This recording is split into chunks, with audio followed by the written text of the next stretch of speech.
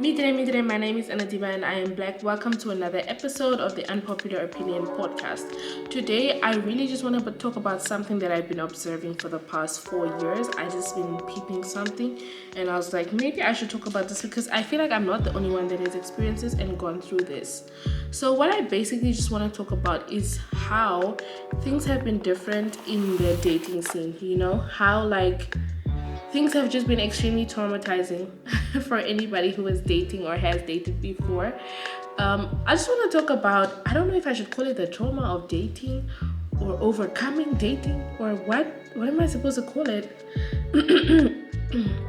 Because I feel, especially now that I'm in a relationship, I feel like I have a lot of things that I'm carrying from the past that I either did not realize or I just overlooked it, and now that I'm in the relationship, I'm like, dude, this was actually really insane and we actually went through a lot. So one of the first things that I want to talk about is the fact that whenever you're with someone or whenever I used to be with someone, right, I would be like, okay, let me make an example. Like with my first sexual partner, he would make a lot of comments on my body and on my appearance and on just me as a person in general, right? And he would just always make weird observations. And if I can tell you, maybe I'm a really confident person, right? I'm sure that's because that's something people also always tell me. They're like, oh my gosh, I admire how confident you are, blah blah. But I'm a very confident person, and I grew up in a household where I was really positively enforced, and I was always told to believe in myself, basically. So when I started going out in the world, going to school and stuff like that, and people would be mean to me and try and make me see myself as less of a person, it was really hard for me to believe that, because I come from a home where I'm told I'm the best, I'm a star, I'm a diva, I am the hottest thing on this planet, So it was very hard for me to believe everything that I was being told when I was growing up by other people. And it was the same thing in this relationship. It was very hard for me to believe that this person thinks that my cellulite is unattractive and my stretch marks are disgusting, if I come from a home where everybody has them and everybody is having a banging body, and we're all wow girl, you are hot, you are popping, wear this outfit because it's going to show your legs, wear this outfit because it's going to show your curves, wear this outfit because it's going to show your boobs, we'd be yes girl, put it on, so it was very hard for me to believe these things in my mind.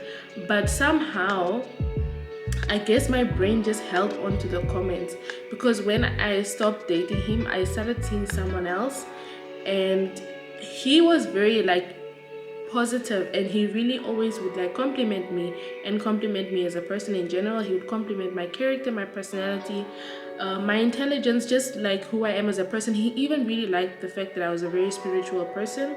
If you also know this, I'm a very spiritual person. So he also really liked that part of me, compared to the other person who didn't like almost anything about me. And I was so confused, because now I was so is it true or is it not true? Because the other person said this and you're a man, so what the hell, Because I had never met, obviously I met women who did also not like my body and my character and my personality, blah blah. But I would tell already from the jump, this woman doesn't like my body because she looks like this, or she looks like that, who is she to tell me, But from a man, it was okay, this person has a six-pack or they're whatever, so maybe they do have some kind of knowledge of what they're talking about, or they have a job, so maybe they are making some points when they tell me this and that about myself or something like that, So it was something that I started realizing it was a pattern, to be honest, because I would always, if something bad, for instance with the next person that I dated, even though he really liked my personality, my character, blah blah blah, he didn't want to commit to a relationship or to anything with me. And I didn't have a problem with that either, because I like boundaries, I like everything to be clear. Again, who like that, I'm just going to play my role, child. I am here for a good time, not a long time. So after that, I was okay, so if he likes me and he does everything right but still doesn't want a relationship, what does that mean? What does that say? And what does it say about me? Mind you, I was 19 and I'd never dated anyone after my high school boyfriend, so please don't judge me. I didn't know anything about the streets and relationships. Everything works. Like, how does everything work? How do I go from like being admired, being criticized all the time to being admired, but not taken seriously, and then taken seriously, and then there's like a mix of both, and you're like admired but like also criticized a little bit. I remember one person told me like that I wasn't gonna be a good teacher when I wanted to like train people how to do nails. If you don't know about me, I'm a certified nail technician. I actually really know how to do nails. I can do the damn thing. But he told me like, no, I don't think you should do the training because you're not good at talking to people. Like, you're not gonna be a good teacher. Like, nobody's gonna enjoy your class because you don't know how to talk to people. And I was like, yo, okay, maybe this person has a point because they love and care about me and they cherish me and they're taking me seriously and they actually committed to me. So their opinion must be valid somehow. But what I didn't learn was like, nobody's opinion on you is valid no matter how much of a relationship you have with a person or what place they hold in your life. Like, nobody's opinion is defining of your life or your character in any way. I don't even know if like, are you guys catching the gem here? Because I feel like a lot of times for me I would be like, okay, but my best friend wouldn't say this if she didn't mean well, or she wouldn't say that if she didn't think the best of me, or she wouldn't say this if she didn't want the best for me. And I was like, but with time, obviously when I started going to therapy, I realized that, bruh, everybody just has an opinion. It's like an asshole. Everybody has one, okay? Everyone has one. And it doesn't mean that just because this person is your best friend or your sister or your mom or your, I don't know, your boyfriend or whatever, that they have a defining statement over your life or your character or your ability as a person. Like, it's just what they said, period. You don't have to take it anywhere. Like, they just said it, they put it out there, that's what it is, period. Moving on, and I would always like take it seriously. I'd be like, yo, this person said this about me, so they must have some kind of professional insight on me as a person, and that's why they're making this comment. But that's not the reality, and that's not the case, point blank, period. Like, I really wish I learned this at a very young age. Like, I wish I discovered that early on in life, because I'd always be like, but this person said this and this person said that, and I would really take whatever they said seriously, even though it was not the truth in any way, and it was just them basically telling you what they think about you, and it's not the truth. So what I had to learn from a really older age is that, mind you, I'm 25 now, first of all, before you try to say, oh, but you're not that old. I'm old, girl. I'm 25 years old. I'm an adult. I am a grown woman.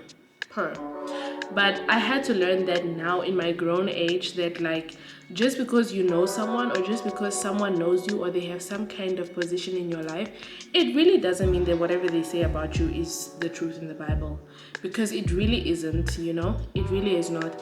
And we don't have to make those statements or decisive statements about who we are as people for the rest of our lives. Like, just because this person said something about you 4 years ago really doesn't mean it's going to stand the test of time and still mean the same about you right now in the present. You know what I mean? So I feel for many years I would get carried away with that, and I would think if my friend said this to me, obviously she's just saying this, I mean, dude, imagine in high school, in primary school, people used to say that I must be lesbian because I've never dated anybody.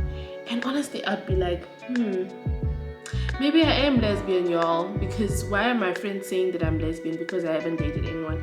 But the truth is, I wasn't dating anyone because I already knew about sex. I knew about the dangers. I knew about teenage pregnancy. I wasn't trying to get HIV, syphilis, and all that stuff. And I knew, also logically, it didn't make sense to be doing the nasty with these small boys from my school who don't have their own house, who don't know how to use a condom, who don't even respect me. These people are mean people. I went through a lot. I need to write a book. But yes, it just didn't make sense at the time. But for me, when I was in that position, I was like, these people must be onto something, because why would they say this about me if it's not a little bit true? And that's not the case, because It's not true. Her. Anyways, yes. So just don't believe what people say about you, man. Like their opinion is just that, and you just brush it off and you continue with life. Literally, that's what my therapist said. She said, brush it off. That's what she said and did. She said you just brush it off and continue with your life. Okay, her.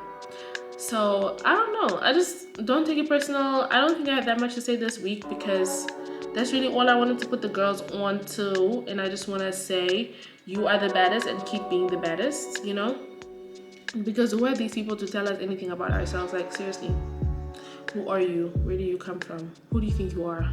Like, I am the baddest, okay? I am the winning person on my team. I don't need you or anybody to tell me how to do what I need to do. In the words of Jocelyn, okay, I'm gonna do what I need to do when I need to do it. And I don't need you or anybody telling me anything about that. Okay? Okay, per. So with that being said, go out there and be the best person you can be. Don't let people's opinions of you define you.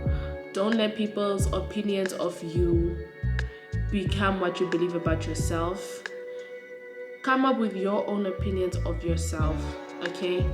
Write it down somewhere, look in the mirror, say it to yourself, record yourself saying it, you know, do something. Get it inside your own mind, your own opinion of yourself, so that you can be amazing, so that you can be successful, so that you can know your value, so that you can attract the right person, so that you can be around people who truly love and believe in you, so that you also know and have discernment to eliminate people who don't reflect this opinion that you have of yourself, you know? I don't want to refer to this person, but you know, like Kanye says all the time, I believe in me, and if you're my fan, you should believe in yourself, okay? Because it's all about confidence, and it's all about putting what you believe about yourself into your own mind so that you can reflect that each and every single day of your life.